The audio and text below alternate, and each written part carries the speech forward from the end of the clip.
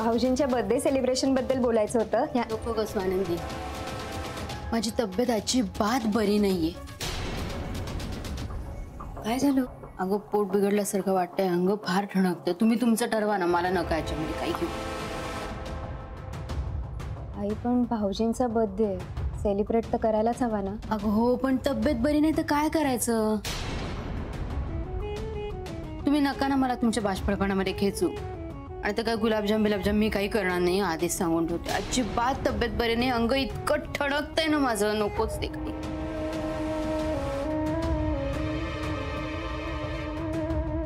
बरं. Hello, sorry मी तुम्हाला वेटिंगवर ठेवलं.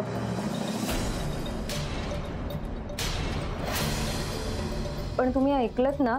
हो, काय झालंय आईला? आईंना बरं नाही वाटत आहे. पण सिरियस नाही ना काही? नाही नाही, त्या काहीच नाही करू शकणार. हा, मी नंतर करते फोन. हा हो, पण आईची काळजी घे. हा, बाय. ओके.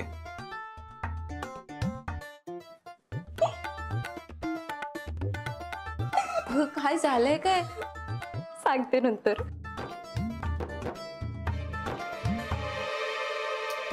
अरे बाप रे, म्हणजे तू आता बोलत होतीस तेव्हा फोन चालू होता?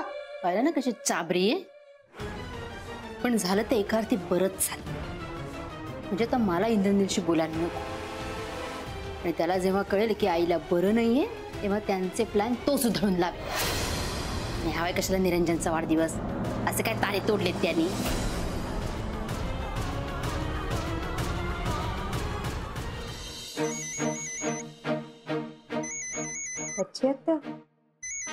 हॅलो, हा ते बोला. हा स्वानंदी, खाली ये ना जरा. म्हणजे ये तर खाली. हो, आले लगेच. वच्छात ते आल्यात, मी जरा जाऊन येते. हा, तुम्ही इथे लक्ष द्या.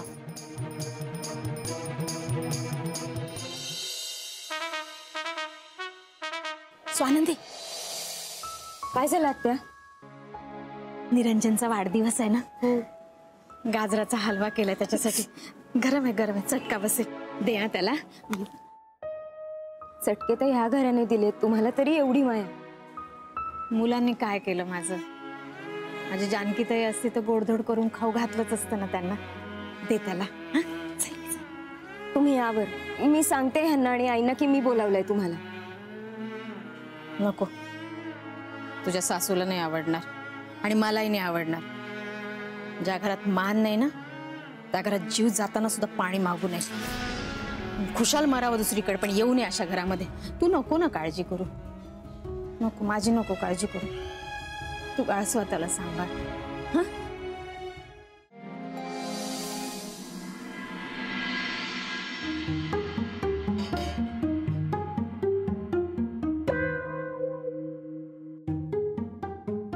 आजी टीव्ही बघणं सुरू आहे. हो हो, या बसा बसा. कशी आहे आता तब्येत? बरं. काल तुम्ही जेवायला आला नाहीत ना, सगळ्यांना खूप वाईट वाटत होतं. अहो माधवराव तर घासा घासा गणित तुमची आठवण काढत होते. अहो त्या नादात किती जेवले त्यांचं त्यांनाच कळलं नाही. स्वानंदी, चहा आण बाई. हो. काय मग, काय म्हणते भविष्य? काय हो, सकाळच्या वेळेला बघायचं आपलं. आज स्वानंदीचं भविष्य बघत होते. काय काय लिहिलं भविष्यात तिच्या? काय बाईसाहेब आज स्पष्ट बोलणार आहेत म्हणे, कुणाशी काय माहिती.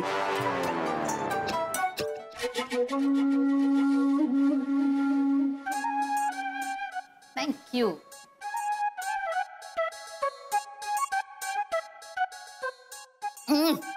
काय ग स्वानंदी, अगं किती पानसट चहा केलायस तू. सगळा पाऊस पडला का चहामध्ये?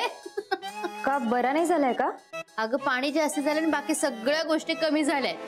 सॉरी. तुला माहितीये ना मला गोड चहा लागतो. साखर संपले का घरातली? काय हो आजी, येता जाता प्रत्येकाला सगळ्या गोष्टी शिकवत असता. नातीला शिकवा चहा कसा करायचा ते. काय ग स्वानंदी, तुला काय वाटलं तुझा गोडवा आपोआप ते चहात उतरणार आहे? जा साखर घेऊन ये. आई साखर घेऊन आले. नाही नको अगं, वरनं साखर घातली ना की बरा नाही लागत तो. आणि कसं आहे ना आजी, गोडवा हा मुळात असायलाच लागतो नाही का. दी खरं. अहो चहा कसा हवा, कडक आणि दाट, दरवाजापर्यंत सुगंध गेला पाहिजे. अगदी करेक्ट आहे. अगदी वच्छीच्या हातचा चहा असतो ना तसा. काय हो, काय झालं? नाही आजी, एक सांगू का तुम्हाला? नाही आज बोललाय, पण यापुढे नका बोलू. त्या बाईचं नाव या घरामध्ये घेतलेलं इंद्रनीलला अजिबात आवडत नाही. तुम्हाला माहित नाहीये का तिने काय काय केलंय? स्वानंदी, तू सांगितलं नाहीस का आजींना? पण काय झालं मला खरंच ठाऊक नाही. पण वच्छी तर तुमच्या अगदी जवळची नातेवाईक आहे ना. अहो आजी, जवळचा चोरच जीव घ्यायला टपलेला असतो. तुमच्या स्वानंदीच्या आयुष्यात मीठ कालवार निघाली होती तुमची वच्छी मावशी, माहितीये का तुम्हाला?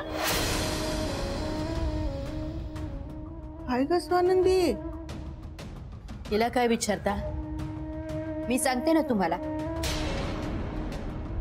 तुमच्या ह्या नातीच्या आयुष्यातलं सुख हिरावून घेण्यासाठी तुमच्या दुसऱ्या नातीचा हात धरायचा प्रयत्न केला त्या वच्छी मावशीनी, माहितीये का? माझ्या विरुद्ध बोलण्यासाठी पैसे दिले तिला. वाटेल का हो खरं कधी? माझं नशीब चांगलं म्हणून संपदाला कळलं कुणाच्या बाजूने बोलणं आपल्या हिताचं आहे, आपल्या फायद्याचं आहे. म्हणजे आजी खऱ्या खोट्याची जाण आहे ना हो तिला, म्हणून वाचले मी. म्हणून खरं काय ते घरी येऊन सगळं सांगितलं तुमच्या संपदानी. अगं बाई, पण इतकी चांगली जाण संपदाला कधीपासून आली? हे सगळं घडलं कधी? आजी केव्हा आणि कधी लिहून ठेवतो का आपण या सगळ्या गोष्टी? आणि सगळं जेव्हा झालं ना तेव्हा इतका मनस्ताप झाला होता सगळ्यांना घरात. इंद्रनीलने तर वच्छी मावशींना घराबाहेर काढलं आणि पुन्हा घरामध्ये पाऊल टाकू नका असं स्पष्ट सांगितलं त्यांना. एवढं घडलं? हो ना आजी, माझ्या विरुद्ध एकही वावगा शब्द खपवून घेत नाही इंद्रनील, आणि मीही नाही त्याला काही बोलू शकत. शेवटी भयंकर प्रेम आहे हो त्याचं माझ्यावर. हो ना स्वानंदी? काय ग स्वानंदी, तू मला यातलं काहीच सांगितलं नाहीस. आजी, जसं दिसतं तसं नसतं ग. म्हणूनच तर आपण लोकांच्या गोड बोलण्याला भुलतो. स्वानंद, आजी आल्या, फोन येतो.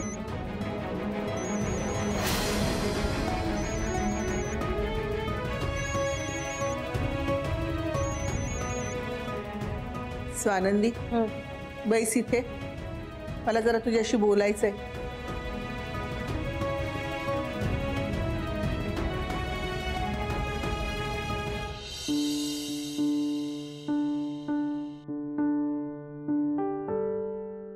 बरं, आधी नीट बघितलीस ना?